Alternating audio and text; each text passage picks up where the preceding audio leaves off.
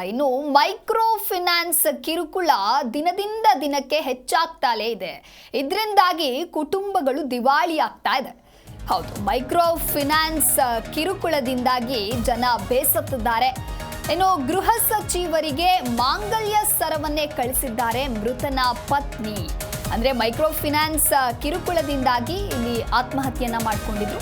ಹಾಗಾಗಿ ಗೃಹ ಸಚಿವರಿಗೆ ಮೃತನ ಪತ್ನಿ ಮಾಂಗಲ್ಯ ಸರವನ್ನ ಕಳಿಸಿದ್ದಾರೆ.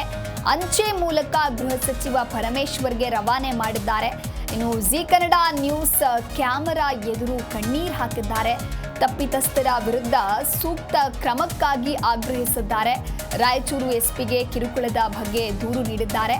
ಬಳಿಕ ಜಿಲ್ಲಾ ಪೊಲೀಸ್ ವರಿಷ್ಠಾಧಿಕಾರಿಗಳಿಗೆ ಮೃತನ ಕುಟುಂಬಸ್ಥರು ದೂರು ನೀಡಿದ್ದಾರೆ.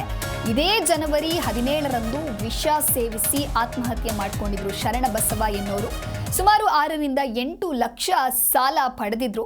ಕೆಲವು ಕಂತುಗಳು ಬಾಕಿ ಇರುವಂತಹ ಹಿನ್ನೆಲೆಯಲ್ಲಿ ಫಿನಾನ್ಸ್ ಸಿಬ್ಬಂದಿಯಿಂದ ಕಿರುಕುಳದ ಆರೋಪ ಕೇಳಿ ಬಂದಿತು.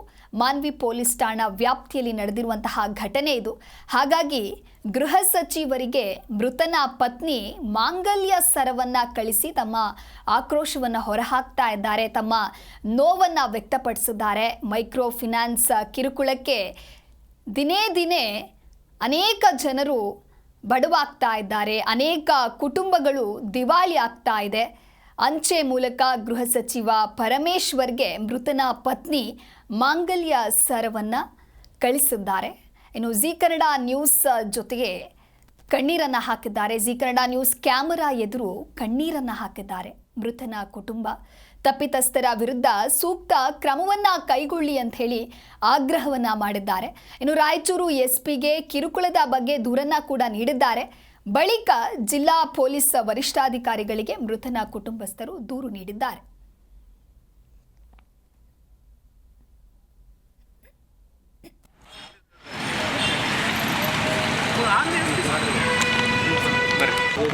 ಬಂಗಾರದಿದ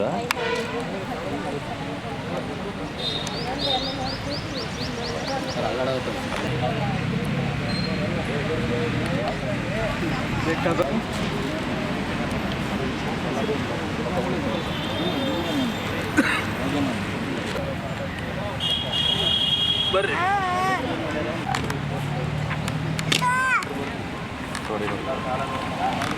ಇದೇನು ಎಫ್ಐಆರ್ ಅಲ್ಲ ನೀವು.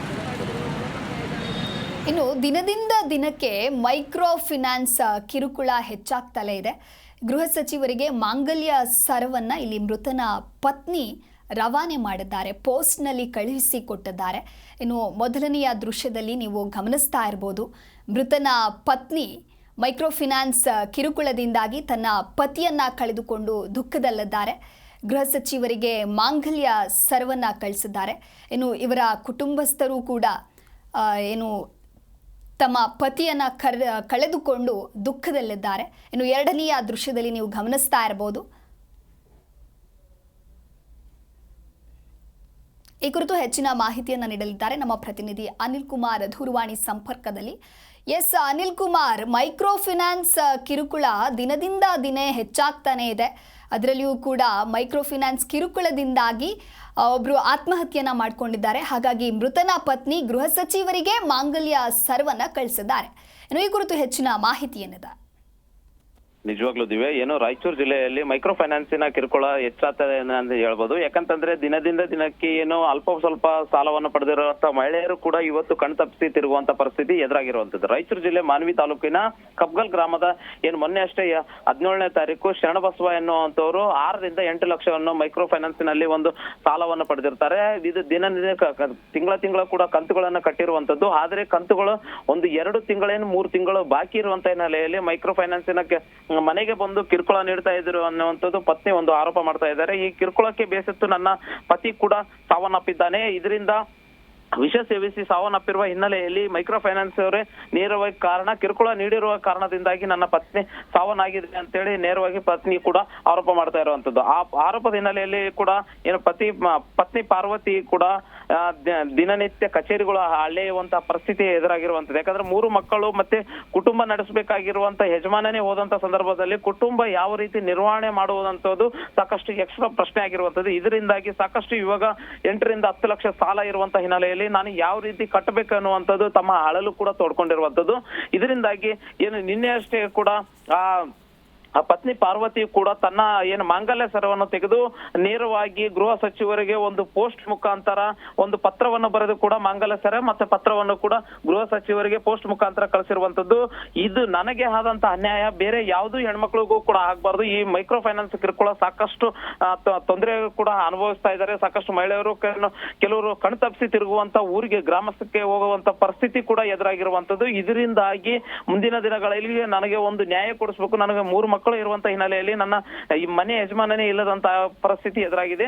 ಇನ್ನು ಒಂದು ಕಡೆ ಮೈಕ್ರೋ ಫೈನಾನ್ಸ್ ನಿಂದ ಕೂಡ ಮುಂದಿನ ದಿನಗಳಲ್ಲಿ ಸಾಕಷ್ಟು ಅನಾಹುತಗಳು ಆದ್ರೂ ಕೂಡ ಇಲ್ಲಿ ನೇರವಾಗಿ ಏನು ರಾಜ್ಯ ಸರ್ಕಾರನೇ ಕಾರಣ ಎನ್ನುವಂತದ್ದು ಇಲ್ಲಿ ನೇರವಾಗಿ ಆ ಕುಟುಂಬಸ್ಥರು ಆರೋಪ ಮಾಡಿ ಒಂದು ಇಲ್ಲಿರುವಂತ ಜಿಲ್ಲಾ ವರಿಷ್ಠ ಅಧಿಕಾರಿಗಳಿಗೂ ಕೂಡ ಒಂದು ದೂರು ಕೂಡ ನೀಡಿದ್ದಾರೆ. ಮುಂದಿನ ದಿನಗಳಲ್ಲಿ ಅಂತ ಫೈನಾನ್ಸ್ ಅವರ ಮೇಲೆ ಕೂಡ ಕ್ರಮ ಕೈಗೊಳ್ಬೇಕಂತ ದೂರು ನೀಡಿರುವಂತದ್ದು. Divya, okay, thank you Anil Kumar ನಿಮ್ಮೆಲ್ಲ ಮಾಹಿತಿಗಾಗಿ.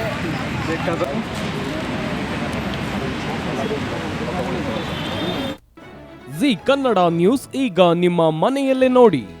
ಎಲ್ಲ ಕೇಬಲ್ಗಳಲ್ಲಿ ಈಗ ಲಭ್ಯ.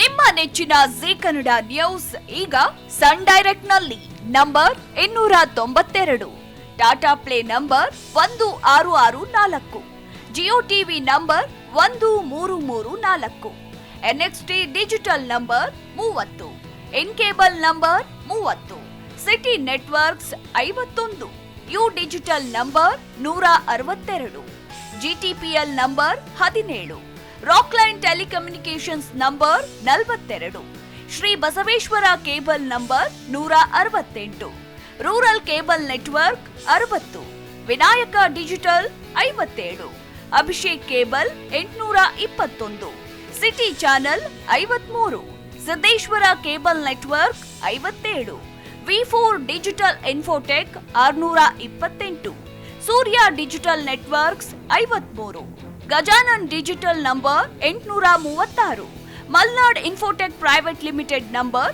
56, Metrocast number 830, victory digital number 167ರಲ್ಲಿ ನೋಡಿ ಆನಂದಿಸಿ.